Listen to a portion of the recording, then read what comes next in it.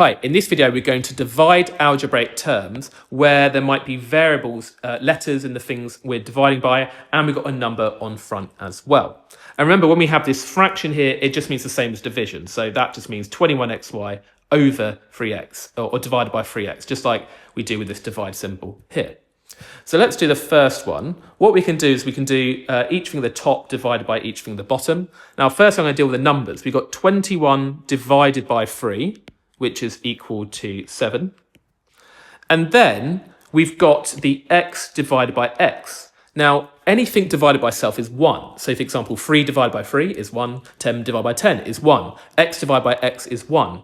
So these become 1, and 7 times 1 is still just 7. So we don't really need to worry about this one that we have. And another way of thinking about it is you could sort of like just put a strike through these to cancel them, because the x divided by x becomes 1, and we can just ignore it, because when we times by 1, it's just going to be the same.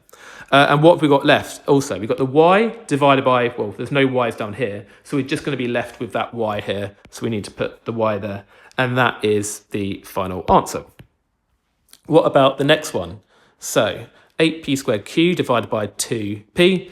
Well, let's do the numbers first divided by each other. The 8 divided by the 2 is equal to 4. Now, what about the p's? We've got p squared divided by the p. Now, p squared we could think of as p times p, or pp. But if we do pp and divide by a p, that cancels out one of the p's, and we're just left with p here. And then we've got a q divided by not really anything at all, so we're just going to get q there, like that, and that will be the final answer. What about the next one? Let's do the numbers divided by each other first. So we're going to do the 12 divided by the 6, which is the 2. Now we've got the m divided by the m. They're just going to cancel. Anything divided by self is just 1, and we don't need to do 2 times 1, so we're just going to put 2 there.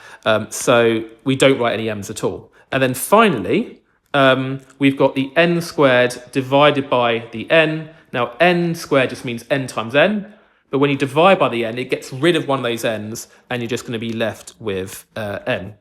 If you want to do this in a sort of a fractional way, we could write this as 12m n squared, which just means nn, and we're dividing by 6mn, and then the 12 divided by the 6 is just 2, and then with the m divided by this m here, we can put a strike through to say that they're basically cancelling, and with the n's, you've got an n divided by n, so one of those n's at the top and the bottom cancels, and you can just see we got this 12 divided by 2, 12 divided by 6, which is a 2, and we've got that n left here, so it's just going to be 2n. So that's another way of thinking about this, if you find that easier.